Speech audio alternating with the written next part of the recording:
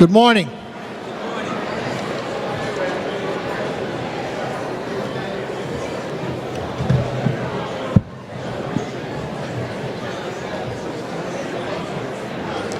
If everyone could take their seat.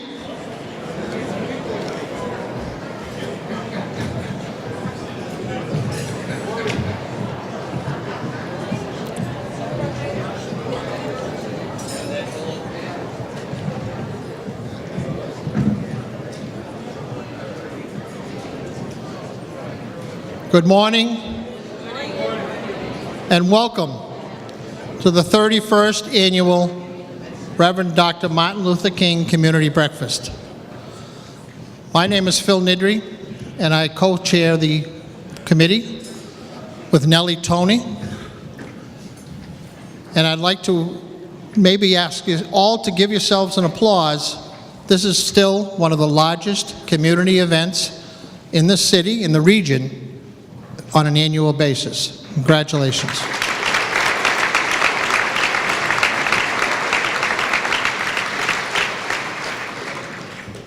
This event goes on every year, as I said, but it takes time and takes effort. And I would just like to publicly thank the committee, which is listed in the back of your program book. Those people spend a lot of time, a lot of energy to put this event together, and we certainly appreciate it. It makes Nellie and my job a lot easier. Thank you. I'd like to ask for a brief applause for the New England Gospel Mass Choir, who did our invocation.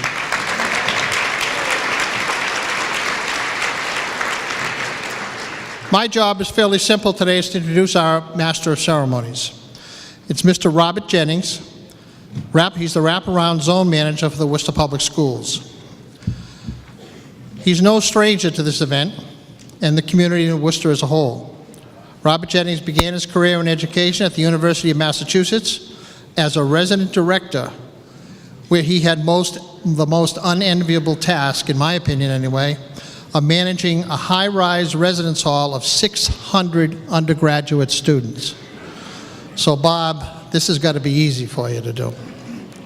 He came to Worcester as a teacher and moved on as assistant principal, and now the wraparound zone manager for the Worcester Public Schools, with duties that include projects involving parents becoming more immersed in their child's education, as well as encouraging parents to be more active participants in the schools as a whole. Additionally, he works to identify and recruit outside agencies that can strengthen the mission of the public schools by integrating their staff and programming into the daily operations in classrooms. He's a true Worcester supporter, a staunch advocate of children and the Worcester Public Schools. Ladies and gentlemen, welcome our Master of Ceremonies for the Reverend Martin Luther King Community Breakfast, Robert Jennings.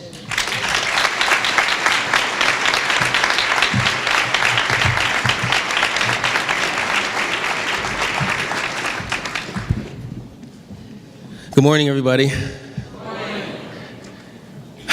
Looks different up here. A lot of folks.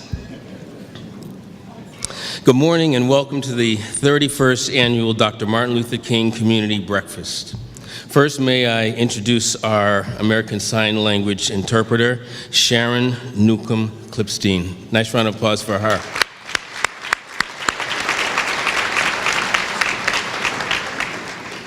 It's very important that I recognize our present gold sponsor, Quinsigamond Community College, the University of Massachusetts Medical School, National Grid, and the Worcester Telegram and Gazette.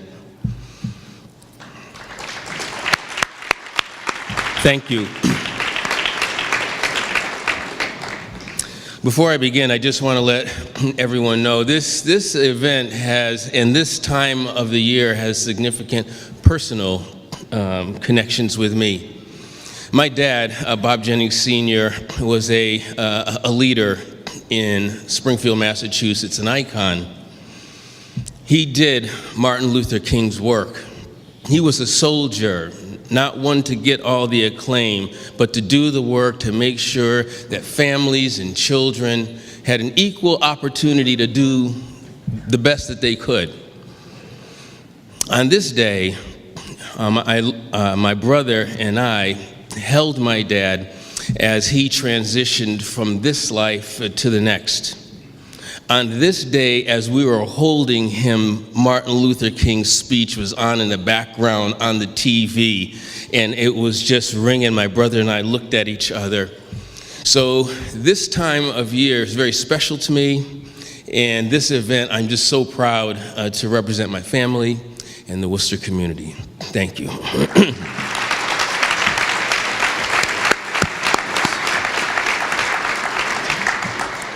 At this time, I'd like to introduce the Reverend Raymond Austin Jr. He's the newly installed pastor of Emmanuel Baptist Church, and he'll be giving our invocation. Reverend Raymond D. Austin Jr. is a native of Youngstown, Ohio, and again, the proud pastor of Emmanuel Baptist Church right here in Worcester, Massachusetts. He's the former pastor of Riverside United Methodist Church in Riverside, Illinois, where he served in a specially assigned cross-cultural, cross-denominational appointment. In addition, Reverend Austin is the founder and visionary of the Canaan Community Church.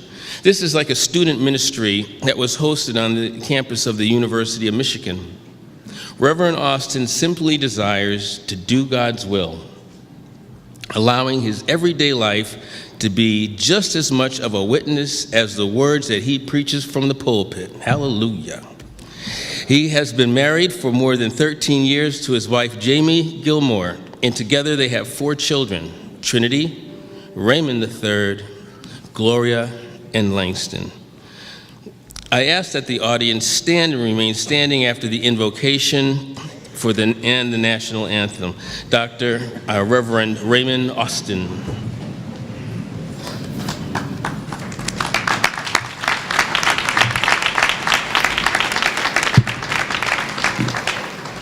Having not been in Worcester very long, I must say that it is beautiful to see the diversity from age to race, from rich to poor, from educated to just trying to get by, all in this room in one place. It says a lot for this particular city. So I'm grateful to say that I'm a part now of the Worcester community.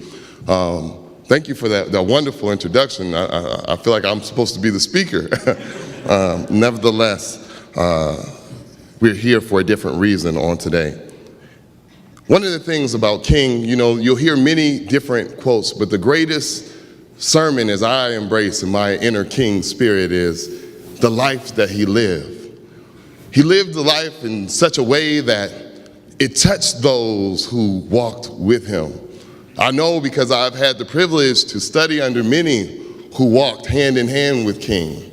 I've had the privilege to hear the stories about the situations in Selma and in Montgomery and in Birmingham, and about how his mere presence in the life that he lived, not the words that he spoke, impacted those around me.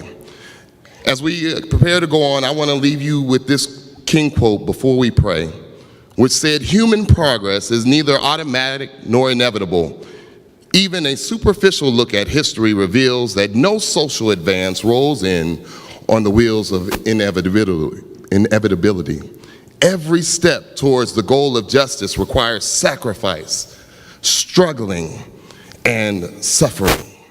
The tireless exertions and passionate concern of dedicated individuals. Without persistent effort, time itself becomes an ally of the insurgent and primitive forces of irrational emotionalism and social destruction. This is no time for apathy or complacency. This is a time for vigorous and positive action." Let us pray. Eternal God, out of whose mind this great cosmic universe, we bless thee. Help us to seek that which is high, noble, and good. Help us in the moment of difficult decision. Help us to work with renewed vigor for a warless world, a better distribution of wealth, and a community that transcends race and color.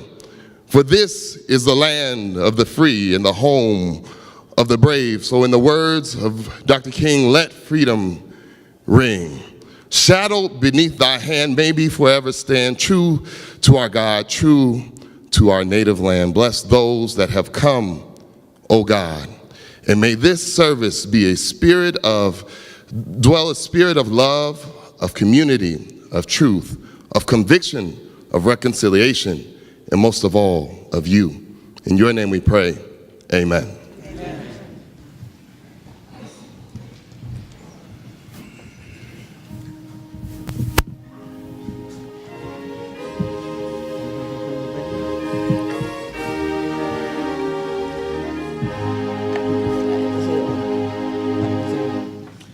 Oh, say, can you see by the dawn's early light what so proudly we hailed at the twilight's last gleaming, whose broad stripes and bright stars through the perilous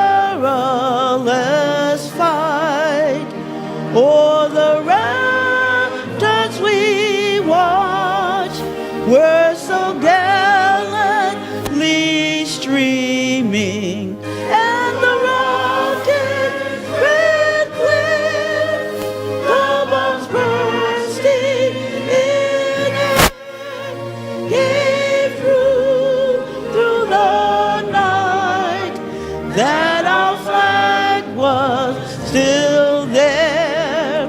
Oh, say does that star-spangled banner yet wave o'er the land of the free and the home of the brave?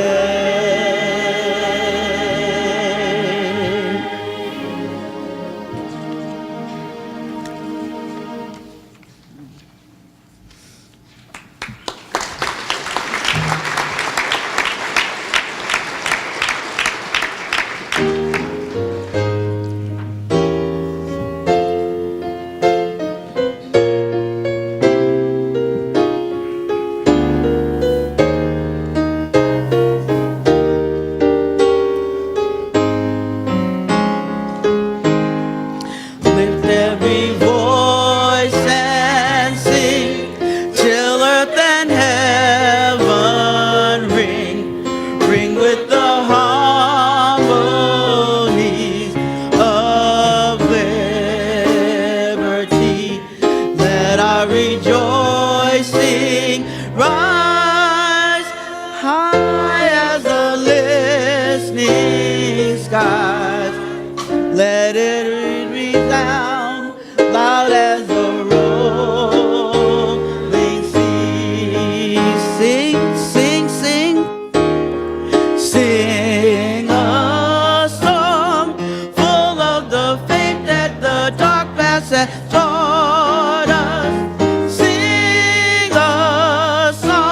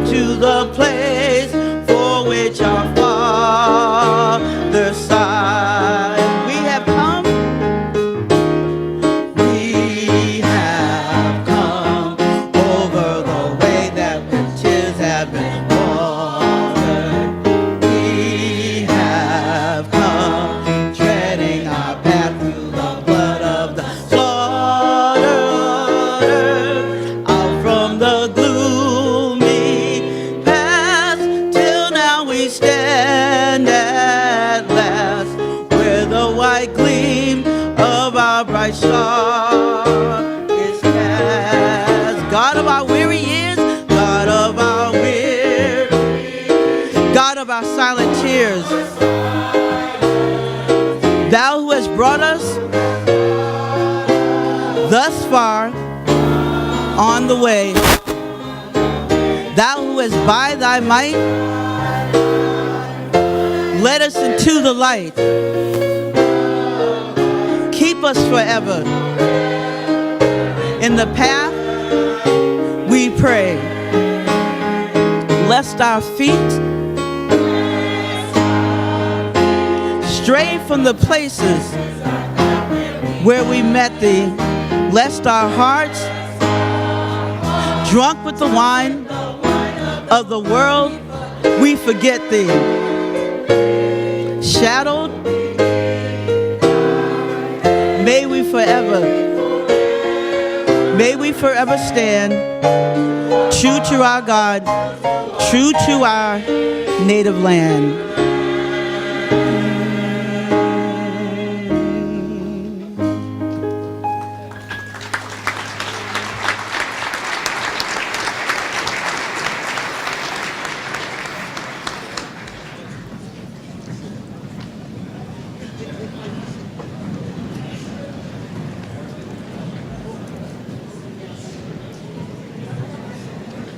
Okay, that was wonderful. Thank you, everybody, for that. I do have one housekeeping item. I think everyone might want to listen to this. For those who don't want to walk when this is over, there are 3 vehicles outside that have their lights on.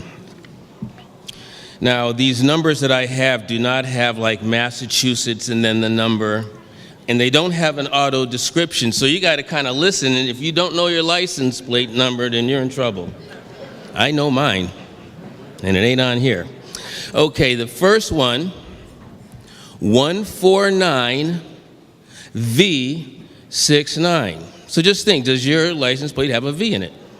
All right, I'm going to go check it out. The second one is 266L64. Any L's? Okay. And the last one is 61V, that's all the other V's, E26. All right? Good luck.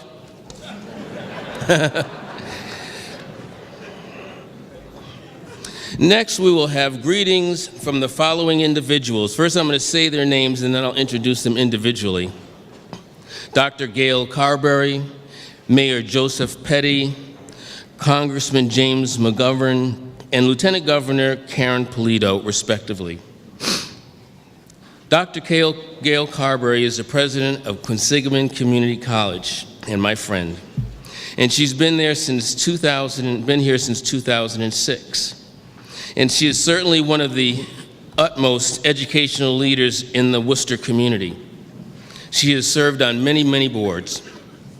The board of the Research Bureau, the Central Mass Workforce Investment Board, the United Way of Central Massachusetts, the Bay Path Educational Foundation, and the Latino Education Institute, and that's just to name a few. Dr. Carberry has dedicated well over 30 years of her life to the core mission of the community college, providing access and education for all. Under her leadership, Quinsigamond enrollment has grown significantly. She continues to expand its outreach efforts and has opened the branches in Southbridge as an auto tech program at Burncoat High. They are offering classes in the Marlborough area as well. Most recently, Quinsigamond Community College has opened a brand new facility at 20 Franklin Street, right downtown Worcester, housing their healthcare and workforce development center. Dr. Carberry, the Martin Luther King Community Breakfast Committee extends its warmest thanks to you for your continued commitment and support as the host institution for the Martin Luther King Community Breakfast. Dr. Carberry.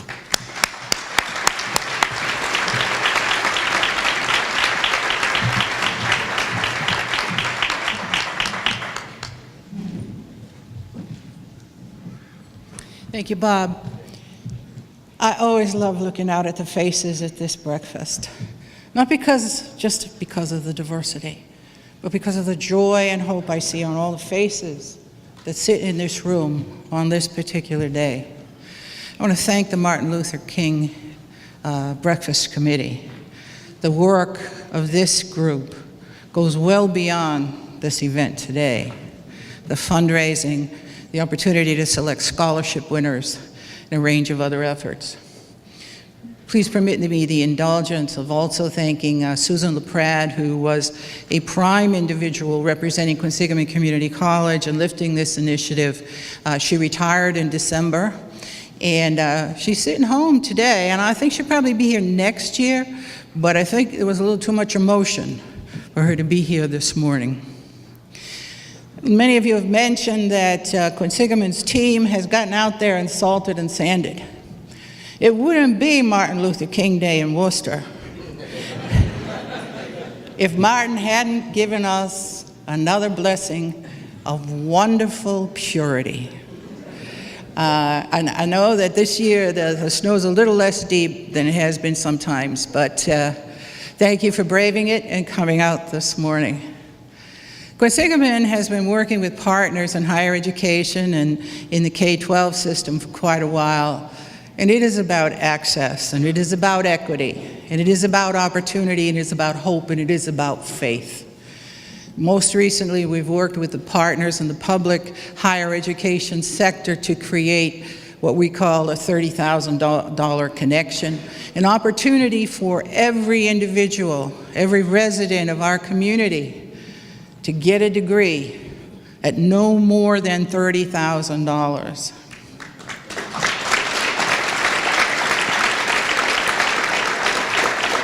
We know that the state leadership has embraced this as well. We believe that no student should graduate burdened with loan debt.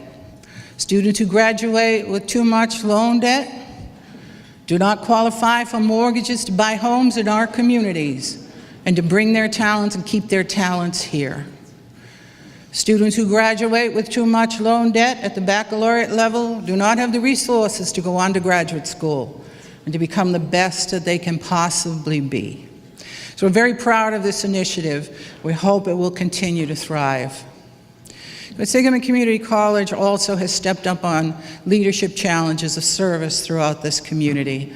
I'm proud to say that our Honor Society has committed itself to raise $100,000 over 3 years to put the children's bookmobile in the community. That was a project largely lifted by the United Way, and it's Quinsigamond students who have taken on that challenge, moving on for the next 3 years.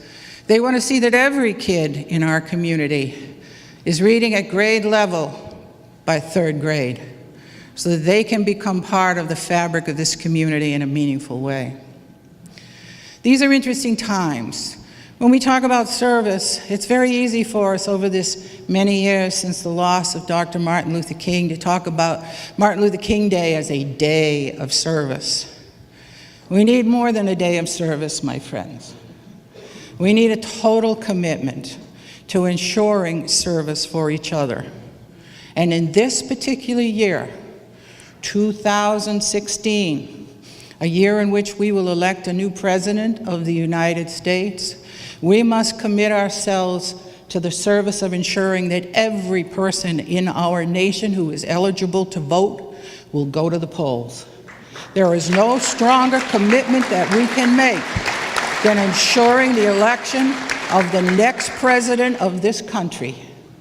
These are the most challenged times we've seen in a while.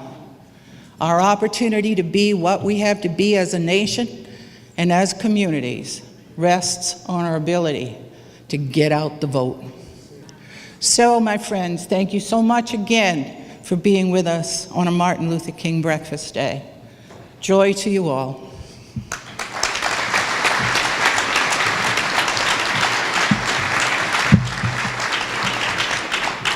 Thank you, Dr. Carberry.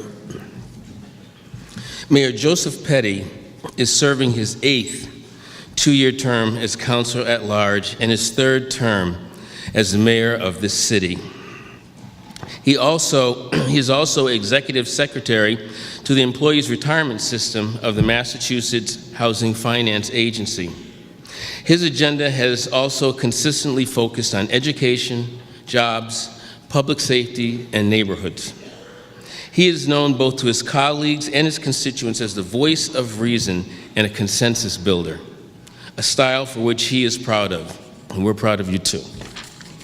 As mayor, he has set a strong agenda for himself, the city council, the school committee, and their representative administrations to guide our city over the next 2 years and continue his role as a consensus builder. And this to unify the elected officials. He has pledged to work with state, federal, and community agencies, fostering relationships between the public and the private sectors. I'm proud to introduce Mayor Joe Petty.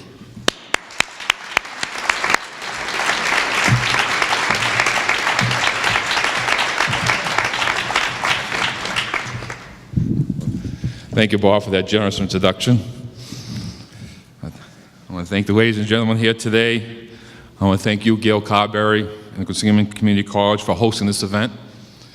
Before I begin, I want to recognize my colleagues in government for all that they do here for the city of Worcester and Worcester County. I want to acknowledge our featured speaker this morning, Marie St. Fleur. She was the first Haitian American elected to public office in Massachusetts, where she served a decade in the House of Representatives representing Boston. As an immigrant from Haiti, she knows all too well the struggles immigrants face. But like most immigrants, she came here with a purpose and a goal. I also want to thank our community leaders for putting this breakfast together to honor Dr. Martin Luther King and his legacy of peace and justice for all. And lastly, I want to congratulate Stanley Guttridge and Dr. Greta McNeil, who was here today, I believe, and a good friend of mine, and she's not afraid to tell me when I steer off the wrong course and straighten me out. Congratulations, Greta. The theme of this year's tribute is justice and people caring for one another. That is something we do well here in the city of Worcester. The theme is based on Dr. King's quote, "I'm concerned about a better world, I'm concerned about justice, and I say to you, I have also decided to stick with love, because hate is too great a burden to bear." Too many of our fellow Americans are bearing the burden of hate. We see it on the national level with Donald Trump and his anti-immigrant agenda. We see it on the local level with bloggers and certain radio talk show hosts who use racially charged images and words. I say to them and to you, hate has no place in our hearts and in our city, because hate is too great a burden to bear.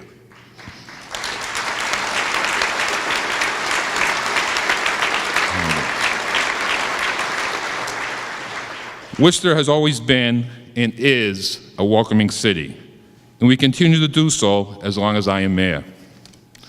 What would Worcester be without immigrants who settled here and raised their families here? Worcester is a microcosm of America. We see it in our culture. We see it in our food and our places of worship. We must embrace our fellow citizens, whether they're black or white, from Asia or India, or from the Middle East, because hate is a great burden to bear. We embrace our fellow citizens, whether they are Christian or Jewish, Hindu or Muslim, and we must welcome those that may not be exactly like us, because hate is too great a burden to bear.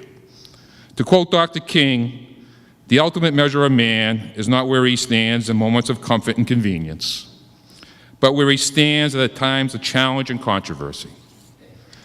The people of our great city know where to stand. Will you stand with me against prejudice and hate? Because hate is a great burden to bear. Stand with me against injustice. 2 Saturdays ago, Worcester had a unique event. Meet a Muslim Day held at the Islamic Center of Worcester. And as a testimony to the people of Worcester, that almost 1,000 people of our fellow citizens turned out for that event, because we know too well that hate is a great burden to bear. The Christian Bible and the Quran share similar sentiments about how we should treat our fellow man. The Quran says, "We have appointed a law and a practice for every one of you." Had God willed, he would have made you a single community, but he wanted to test you regarding what has come to you. So compete with each other in doing good. Every one of you will return to God, and he will inform you regarding the things about which you differed. The battles that Martin Luther King fought are far from over, but unfortunately, they have been joined by new struggles. But we will continue to overcome these also. So I thank you for coming this morning. I thank you for sharing Dr. King's legacy, and I thank you for caring about your city and your fellow citizens. Thank you.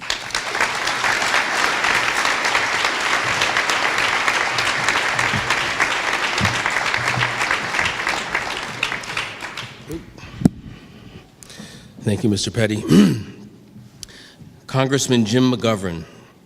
He's recognized as a tenacious advocate for his district and tireless crusader for change, an unrivaled supporter for social justice and fundamental human rights.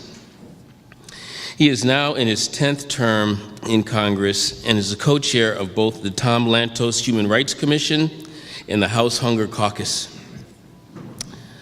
Mr. Mcgovern also serves as the senior minority whip, a member of the House Agriculture Committee, and is the second-ranking Democrat on a powerful House Rules Committee, which sets the terms for debate and amendments on most legislation. Ladies and gentlemen, Jim Mcgovern.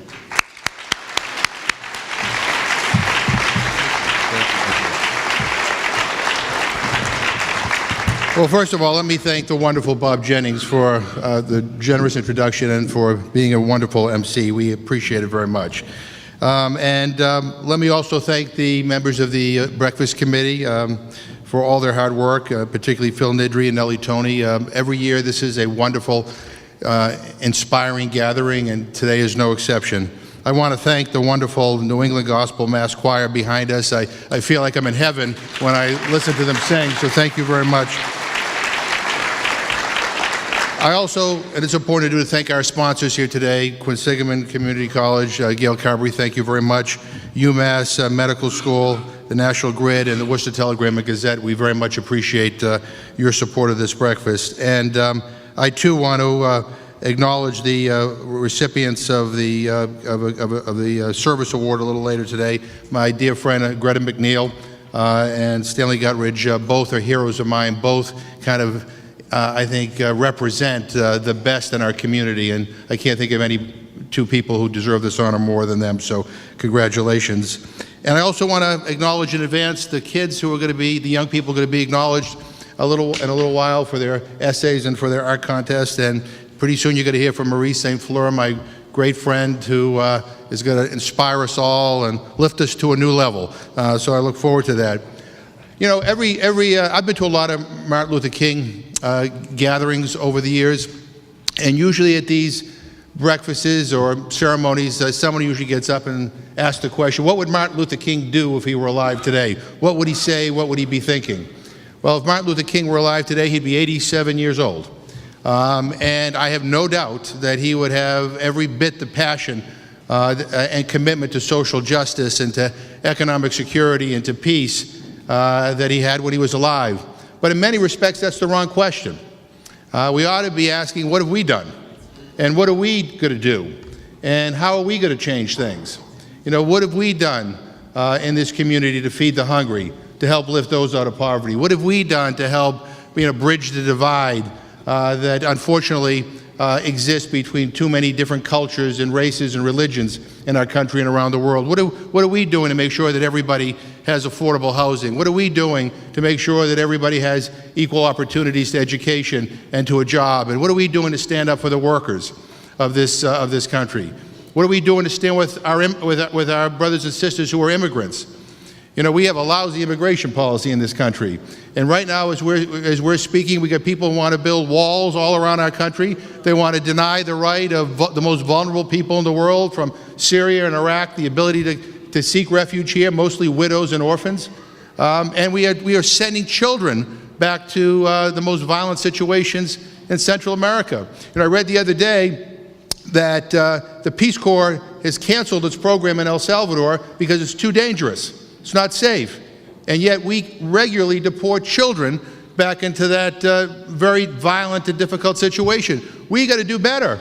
We have to do much better than we're doing right now, so we have an obligation to figure out what we can do. What are we going to do to reform this flawed criminal justice system that puts incarceration over reform and rehabilitation? We got to figure this out. And that's where that's what we need to commit ourselves to today. We need a renewed activism to solve these problems and not just complain about them. You know, I was listening to a radio show the other day. I was driving down the street, and a woman got on the radio and said, you know what, I give up. Doesn't make any difference. I almost drove off the road because she is so wrong. You cannot look at the life of Dr. Martin Luther King and not believe that a single person can make a difference, because he and a whole movement made a difference in this country. And we have not yet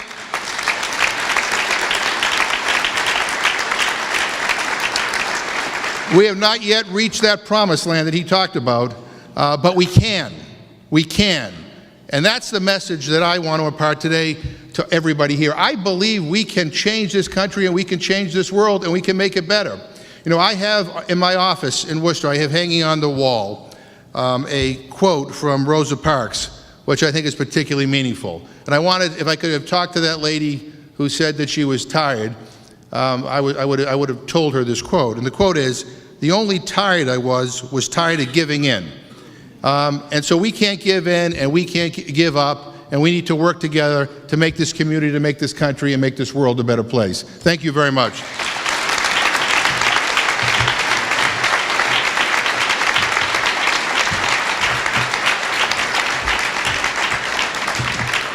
Thanks, Jim.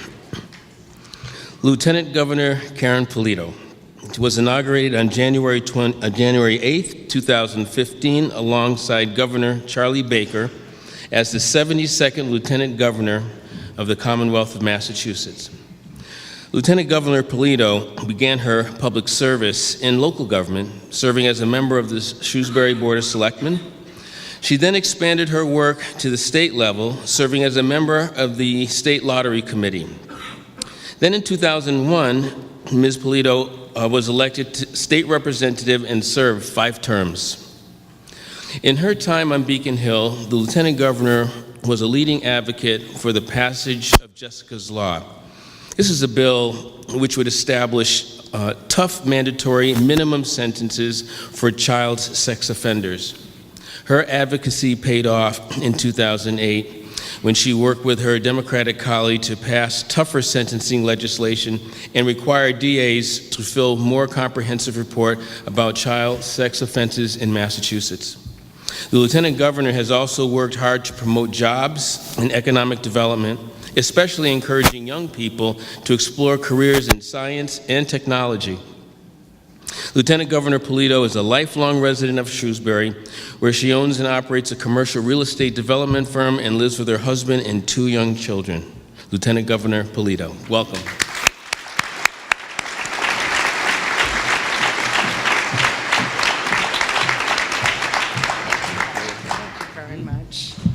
Well, good morning, everyone. It is a beautiful morning to see so many in our community come together on this Martin Luther King Day and to celebrate this breakfast of coming together now 31 times is a true testament to our community, and I'm very proud and honored to be here with each and every one of you. Thank you, Bob, for presiding today, and to many of my colleagues in government, certainly Mayor Petty and Congressman Mcgovern and the state delegation that is here, and also former Lieutenant Governor Tim Murray and Sheriff Lou Evangelitis. Thank you all very much for being here. And also to thank Gail Carberry for hosting today. You do a beautiful job in bringing a warm message to this audience, and we know how much you care about helping the individuals that come in your care in this college to find the skills and the path in life to help them succeed and be happy. So thank you, and we do embrace the 30 1,000 degree, and thank you for running with that program. We are very proud of you for doing that.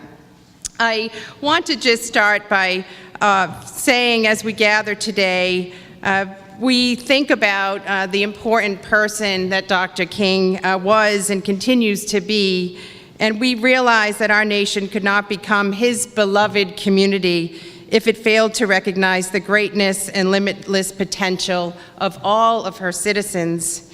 He dedicated his life to a peaceful and loving message of equality. He fought tirelessly to ensure that every child in every family could grow up in a country where he or she, if worked hard and made good decisions, they too could have an opportunity to live the American dream. And as we gather to remember his message and honor his work, we celebrate all that we have accomplished. And we shouldn't not think about those accomplishments. It's very important to do that, especially in a day when many of the messages that we read and hear about in the news focus on the things that are broken and not working. It is indeed good to come together and think about the things that we are accomplishing. But Dr. King was right then to ask the question, and it's a question that we do ask ourselves this morning, and the Congressman alluded to this. It's the question about what are we doing, each one of us here today, to help others, whether it's in our individual lives, whether it's as parents, whether it's as elected leaders or business leaders, all who are in this room. We all ask ourselves this morning, what are we doing to help others? And that's a question that Governor Baker and I, now in office for over a year, ask ourselves, and it's what we asked ourselves when having the honor of becoming elected, about what we will do as state leaders to help others in the important roles that we hold. And while we were on the campaign trail, we did visit many neighborhoods across our state in places that many people never had met a Republican before. And we met in places that we wanted to understand and hear and listen and be informed. It's one thing to listen and be informed, but it's another thing to take action and to do something with the things that you learn along the way, which is certainly something that Dr. King embraced in his whole life. And when we think about our vision, it's a similar vision to one that he shared with all of us. And it's a simple accomplishment if we get it right. And that is that every child in our Commonwealth, no matter what neighborhood or zip code that they live in, that they have access to the very best education possible for him or for her. And no matter what neighborhood they live in this Commonwealth, that it's a safe neighborhood in which to grow and to thrive and to go to sleep in at night. And it's a neighborhood that offers them the idea and the dignity of work and the skills that are needed to accomplish that in someone's life. And the solutions that Dr. King sought were not partisan or political in nature. And in his spirit, our administration worked hard early on to form a bipartisan cabinet and sought leaders with the right skills and experiences to populate the management and senior positions in our administration so that we could continue to be informed in the right way and take the right action going forward. For instance, with the help of our state legislative delegation here and across our Commonwealth, we were able to work hard and increase the earned income tax credit to help over 400,000 working families in our Commonwealth. That puts additional monies in the pockets of hardworking people that are earning it every day. And just this past week, we were announcing our Urban Agenda grants, and were able to announce $200,000 to support the Downtown Worcester Access to Employment Partnership as part of our Urban Agenda. And it reduces employment barriers for low-income families, certain veterans, and the underemployed. Congratulations to you. And we have elevated the Office of Access and Opportunity, whose director reports directly to Charlie Baker and I in our executive office. And that was important to us so that we can offer opportunities in all of the places across our Commonwealth. We brought reforms to the Health Connector and to the Registry of Motor Vehicles. And I mentioned those two things, particularly the Registry of Motor Vehicles, because that is a place that if you have to go to access the ability to update your license or whatever, you should be able to do that in your lunch hour in less than 30 minutes to get that done, and we are happy to be bringing that across our Commonwealth. But there are many reforms that we are working on. I see our Worcester City Police here, and I give a nod to you for being the first responders, many who respond to those that are in crisis because of addiction and overdoses. We thank you for bringing people back to life with Narcan, but on the other hand, we have so much to do as a community to combat addiction and combat the opioid epidemic that knows no boundaries here in this Commonwealth. And I ask every one of you to join us in making sure that we are doing everything from prevention to intervention to treatment and recovery for those that find themselves with the challenge of addiction.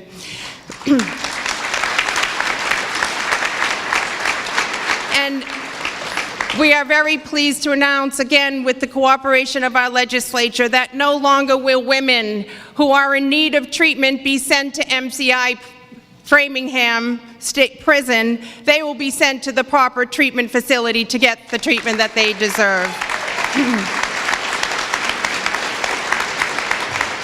So today, Governor Baker and I join you in recommitting the spirit and love of Dr. King and his vision of our beloved community. And we will succeed by making this commitment together, and we can be great together as he preached.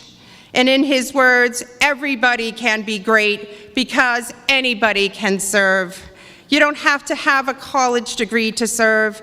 You don't have to make your subject and verb agree to serve. You only need a heart full of grace, a soul generated by love. I know in a few moments you will hear from Marie St. Fleur, who I had the opportunity of serving with in the House of Representatives. She is an extraordinary woman who has now found herself in a very special place, working with the Bessie Tart Wilson Initiative for Children. We look forward to hearing your words, Marie. And again, in my travels across our Commonwealth, I am inspired each and every day by the remarkable people that I meet. It's our people, their diversity of ideas, their backgrounds, and most importantly, the dreams that they hope to achieve here in our Commonwealth that inspire me and inspire your governor to do our very best, to take action when appropriate, when necessary, and always to help the people of our Commonwealth. God bless you all. Enjoy a wonderful celebration today, and it's been an honor to be with each and every one of you.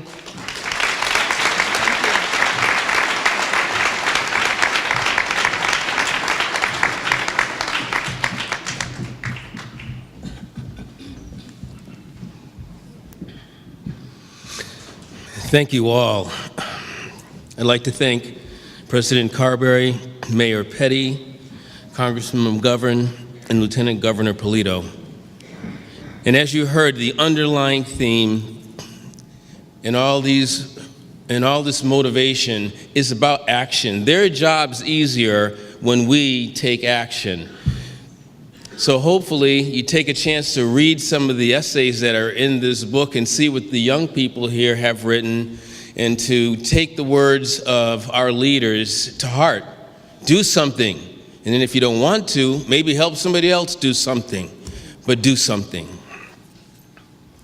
When the City Council chose Ed Augustus as our newest city manager in 2014, he committed to address the need of the city's economic development, public safety, education, and neighborhoods, as well as the needs of citizens who felt their basic rights may have been underrepresented for years of change that has occurred in Worcester and around the country. Accordingly, after some discussion and after an overall review of the city's policies, that were established by the city manager's Coalition Against Bias and Hate. And this was to review the concerns of citizens, hear their thoughts and apprehensions, to determine where there could be some clarification of policies, adjustments in strategies, updates in guidelines, and an overall look at how we can meet the needs of our citizenry more effectively. He was cognizant of that, and from time to time, we all need to look back at how we operate and adjust, even our personal lives, to the changing, complex world in which we function and live in. A series of meetings and discussions took place over this past summer, and as a result, some processes were found to be effective. Others needed change, and that has already begun. The city manager announced the first, just this week, the city manager announced the first diversity officer who will begin her work in February. Congratulations to that position.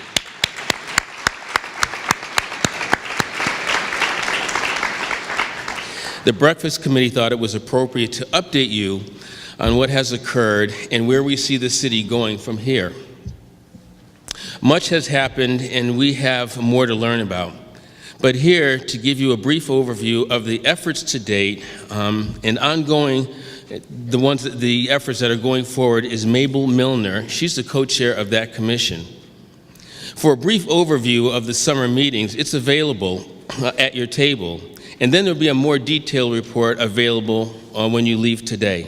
Ladies and gentlemen, Mabel Milner.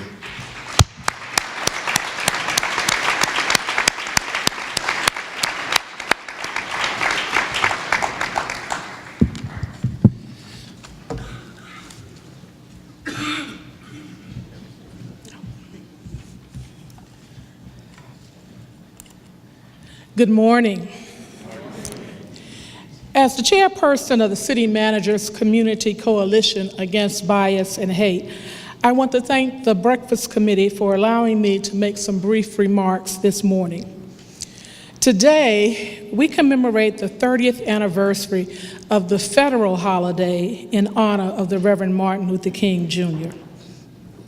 Donna Brazil, a political consultant, writing for CNN News on this year's remembrance of Dr. King, shared the following thoughts.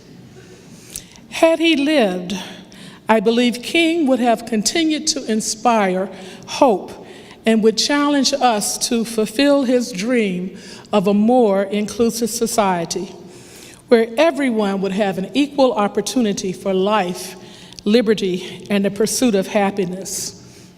No doubt King, who was passionate about justice and equality for all, would have been proud of all of the milestones we have achieved as a nation, including the election of our first Black president of the United States. Nevertheless, King would have urged us to move beyond our internal divisions to find common ground. And this was the spirit behind the conversations which occurred this summer. As many of you in this room know, the Coalition convened a 7-week series of dialogues to address race relations in Worcester. Between 140 to 280 people attended each session. As a result of the dialogues, a number of new community leaders and partners joined the coalition, and a work plan was established. The coalition has 37 institutional representatives from Worcester's public, education, and social service sectors. Those that are here today, I'd like to ask you to please stand and be recognized. Coalition members.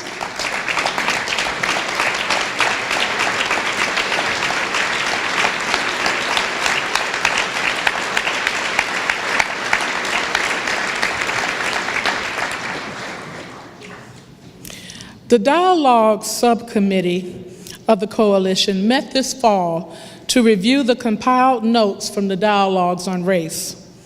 The subcommittee was split into 5 groups, each tasked with reviewing notes from one of the following sessions: representative government, public safety, youth and education, media and online social networks, and economic development. Each group was then asked to extract the comments and themes that most frequently appeared in the dialogue notes. This resulted in a list of 35 comments and themes from the 5 sessions. There is a one-page handout on your table that highlights the top 5 of these themes and comments. A more detailed report is also available today at the tables outside and is also posted on the city's website.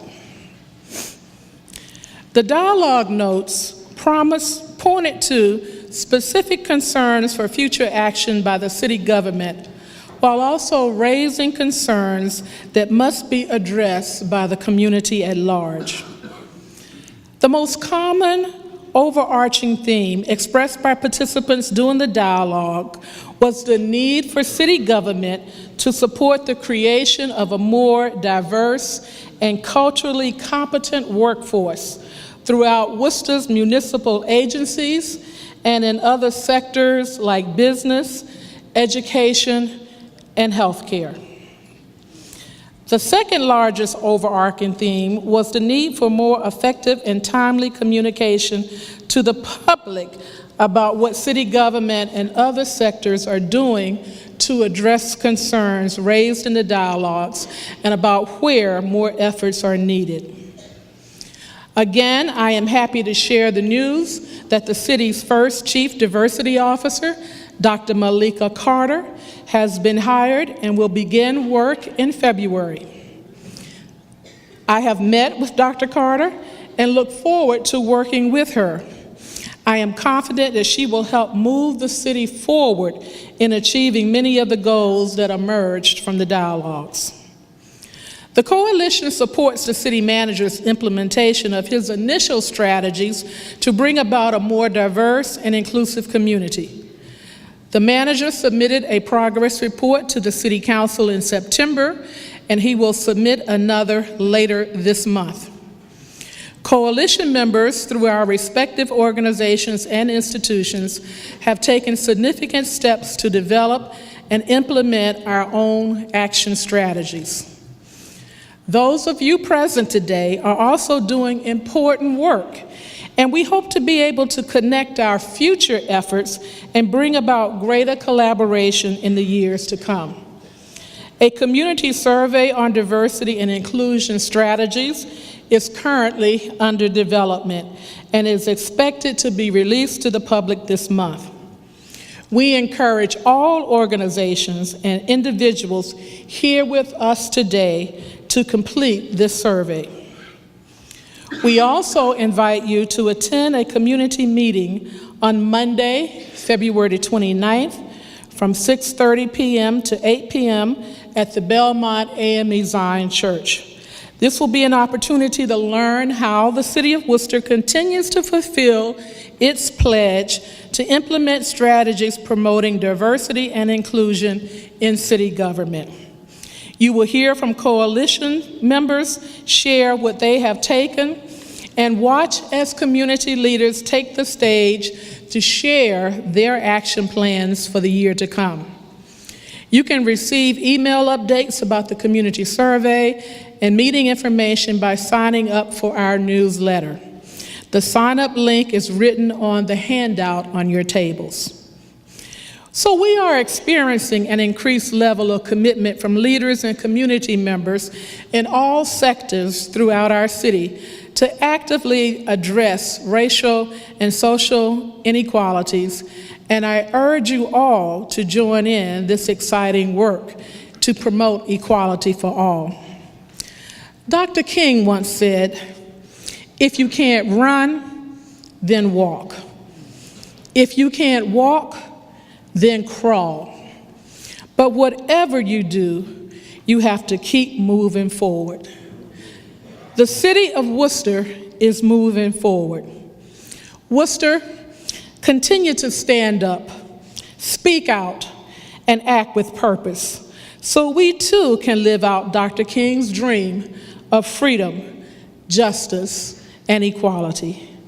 Thank you, and enjoy your day.